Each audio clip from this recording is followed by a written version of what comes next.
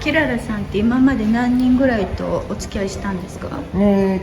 愛としては3回ですね。なんか今日気持ちいいですね、キララさん。まあそうですね。結構いい具合に曇っててね、風もあってね。そう、今までの動画のコメント返しをしたいっていうことで、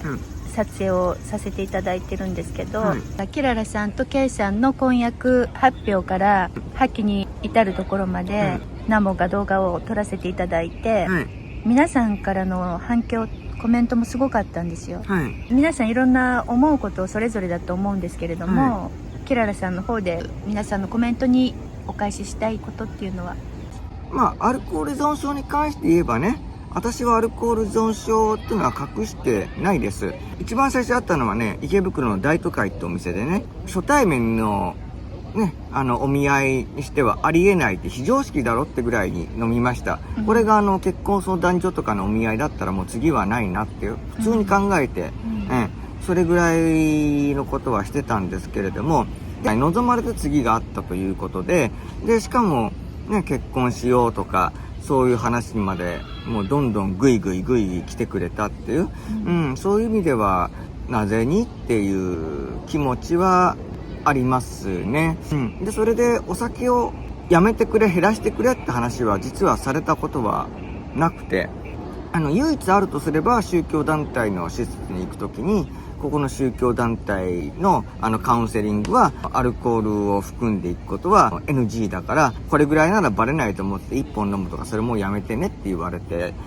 それが唯一のアルコールやめてって言われたことでね、なんか私に直接一言も言ってこなかったことをカノンチャンネルさんと別れ話に際して連絡を取り合って、そこをつくようなことを言わせたのは K さんなのかどうか、私としてはそれが腑に落ちないなっていう気はしてますけど、どうなんでしょうね。K さんの動画が出た後にね、私とキララさんと一度食事してるじゃないですか、お寿司屋さんね行ってるじゃない、でその時にキララさんが K さんの動画を上げたっていうことに関して、最初からなんか仕組まれてたのかなっていうか、そんなこと言わなかったっけ？そうですね。あまりにもね、できすぎたタイミング、忙しいね、起業をして間もないタイミングだったのに、あまりにもできすぎたタイミングだったこともあって、なんか初めから情報向こうに筒抜けだったのではないかなとかって疑いもすごく持ってはいて、なんか私と K さんが裏でつながってるんじゃないのみたいなね、で真相を言えば本当にキララさんの動画が破局しましたっていう動画が出たその日か翌日に K さんからメールが来て、で K さんが誰なのかっていうことを知っている人もいるんですと、実は、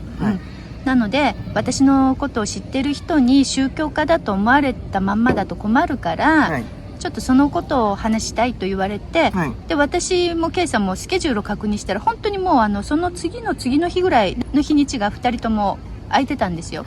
で私もじゃあすぐ行きますねっていうことですごくスピーディーな感じで話が展開したんですけど、K さんとお会いしたのは私は2回目ね、それが婚約会見の動画を撮った時が1回目で、で次その破局の話の時が2回目、で打ち合わせっていうのは何もしたことないんですよ。そうなんですね。そうでそれをほらキララさんにも前回お寿司食べながら説明したら、納得はねしていただいて、そうですね。だからその時に実際そのやり取りの文章をなんか見せていただいて、LINE もね、お見せしたのでね、そうキララさんに紹介された K さんだし、お会いしたのは2回目なんです、なんか K さんが私に会いたいって言ってね、私のチャンネルで婚約発表をしてくれるっていう話だったんですね。そういうことですね。なんかね、私に興味があるとかなんか、そうだからK さんがその、居酒屋とかスナックを経営かちょっとわかんないけど、要するにお酒を扱う店を経営したいということで、それでその経験があるカノンチャンネルさんに会いたいということがきっかけでしたよね。そうおっしゃって、でちょっとそんなことね最初聞かれましたよね。で皆さんのご質問の中で気になったコメントっていうのは、大阪から会いに来てる彼女を一人にして飲みに行ったっていう、そういう話があったんですけれども、私はそうは思っていなくてですね、それは K さんがどう取られたかはわからないですけれども、彼女がね、宿泊先にお帰りになられた後の話をしてるんですよね。で、わざわざ私に会いに来てくれてるって、それは事実です。事実ですけれども、ビジネスで来てる。おそらく次の日や次の日で、予定があった。その予定をね、遂行するために、帰ってホテルでいろいろ準備をしなければいけない。K さんと朝まで一緒にいるのに、キララさんが K さんを置いて出かけるんだと思ったんですよ。それで、キララさん、K さんを置いてね、行かれるっていうのはひどいんじゃないですかっていうことを言ったんですけど、K さんが一人でホテルに帰るっていうことを後からお聞きしてね、でもね、K さんからのメールでは、本当にありがとうございますって、私は嬉しかったんですって、私から行かないでと言えなかったんですっていう、多分お会いするのが女性だったからか、それかお酒の量を心配してたのかちょっと分かりませんけど、そういうメールはいただいたんですね。そうですね。女性と会うと言ってもね、例えばね、カノンチャンネルのぬきちゃんと会うような、そういう間柄なのでね、ちょっと撮影とか、芸能活動とかお世話になってる方なのでね、相手も旦那さんもいて子供もいる方なのでね、そこでそういう関係を疑われるっていうのはないとは思ってるんですけどね。はい。なんだろうな、なんか原料わかんないですけど、耳があって、これコリコリして美味しいってことだけは知ってて、何の動物でとかってことは全然知らないんです。沖縄の多分食べ物で、ポークの耳なんじゃないですかね。そうなんですね。あと咳止めシロップをねグイっていったことに関してですけど、私は本当にここで咳出しちゃまずいっていう瞬間、たまにああいうことをすることがあって、どうしても痛みを止めたい時って痛み止めを定量の5倍ぐらい飲んじゃうこともあったりとか、するんですけど、本当にごくごくたまにです。依存とかそういうことは全くなくてですね、ここ10年でちょっと思い出せないですけど、前回それをやったのがはっきり思い出せるのは、2013年の6月のライブで MC をやるって言ったのに、なんか咳込んじゃって、風邪かなんかわかんないけど、ちょっと咳込んじゃって、咳止めシロップをグビ飲みしたって記憶はありますけど、依存とかそういうことは全然ないですね。で、逆にここは絶対に何が何でも止めなきゃいけないっていう、そのピンポイントで定量の5倍とか、痛み止めにしろ、咳止めにしろ、飲んじゃうことは、あるんで、それが良くないのは分かっております。はい。だけど、依存を心配される方はね、安心していただきたいなというところです。はい。そ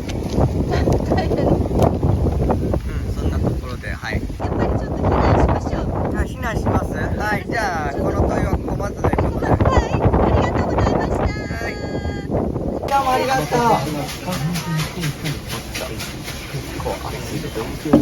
マックスの6からでしょ。そう、6からです。大丈夫ですか？大丈夫ですね。はい。直接飲んでこれだったらつけ麺として食する分には全然余裕ですね。おっとっと。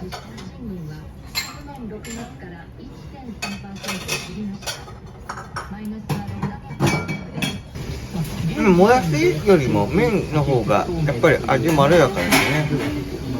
辛さレベル5までしか書いてないけど6を食べましたね。ココイチとか、20からまだある時代ですからね。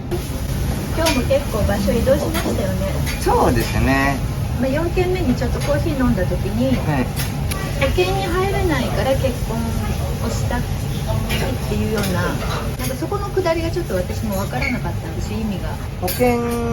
入るためには3親等以内の血縁者が必要っていうところが多くて、例を挙げるとコロナが流行った時に特定感染症に対する保証って保険に入りたかったんですけど、その特定感染症になると10万円が保証されるとかで、掛け金も1000円程度月々で、比較的安かったということもあって、そういう医療系の保険に入るには、代理請求人と万一の時の、受取人が必要なんですよね。大責任というのは私が意識不明で意思表示ができないとか、あるいは死亡してしまった時に、代わりに請求する人、受取人っていうのは、私が受け取れなくなった、死亡してしまった時に代わりに保険金を受け取る人というのを決めておかなきゃいけないんですけど、決めておかなければ保険に入れないということで、それで3親等以内の血縁者というのがね、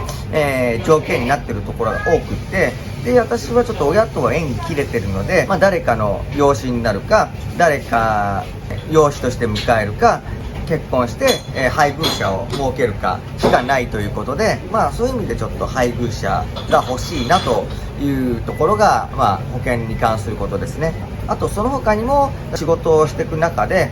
特に日雇いとかですと緊急連絡先っていうのが求められることがあって、それもちょっと今私は頼める人がいない状況ですので、そういう意味でも配偶者ちょっと求めているということはあります。はい。皆さんのコメントをまとめてきてくださったのね。答えられるんじゃないかなっていうのをね、いくつか書いてきたので、アンチ的なコメントがあったのでね、これちょっと読んでみたいと思います。この人が頭がいいって感じてる人が一定数いてマジでビビるってね、頭が良かったらあんな生活してないと本当にそう思うと思います。その人それぞれの事情、本当に困った人が追い詰められた人がね、どういう行動をとるかっていうことをね、理解しないでそういう風に思ってしまったら自分の生きづらさにつながってしまうよと気づいて、だいぶ今楽になってるのが現状でね、ちょっとこういう風な考え方をしたら私は逆に生きづらさにつながってしまうんじゃないかと思います。その借金を債務整理したら相手が困るとか言っといて、結局自己破産っていう一番相手に迷惑がかかる選択ってね、でも私の中では返せるうちは返してました。でそれで、これは無理だなってなった時点で、もう滞納することもなく、もう無理だって分かった時点で、即座に行動に移したので、迷惑をかけた中でも比較的迷惑が少ない選択を選んだんだと思います。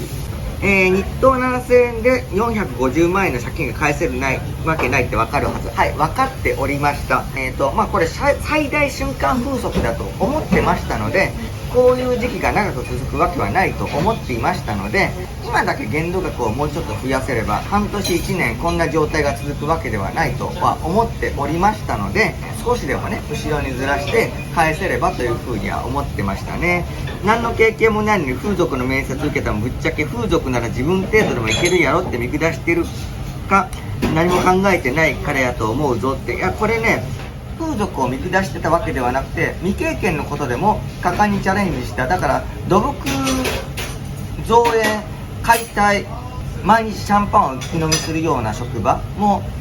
経験なかった。だから経験があるなしにこだわらず、もう何にでもがむしゃらにチャレンジしてたという気持ちであって、見下してたわけでは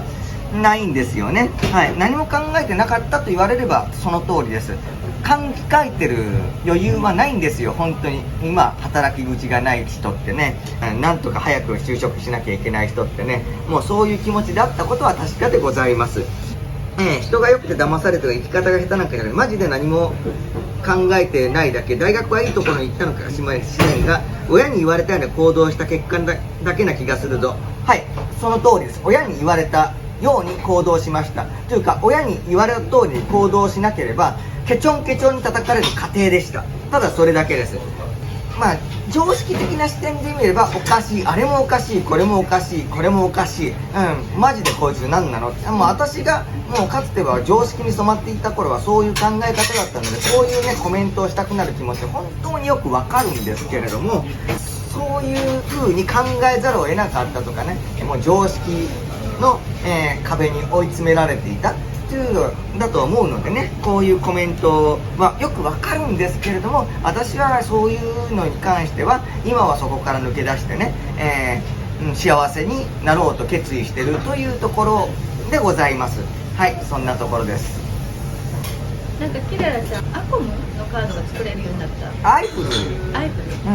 そう、さすがに自己破産してから7年経ってるので、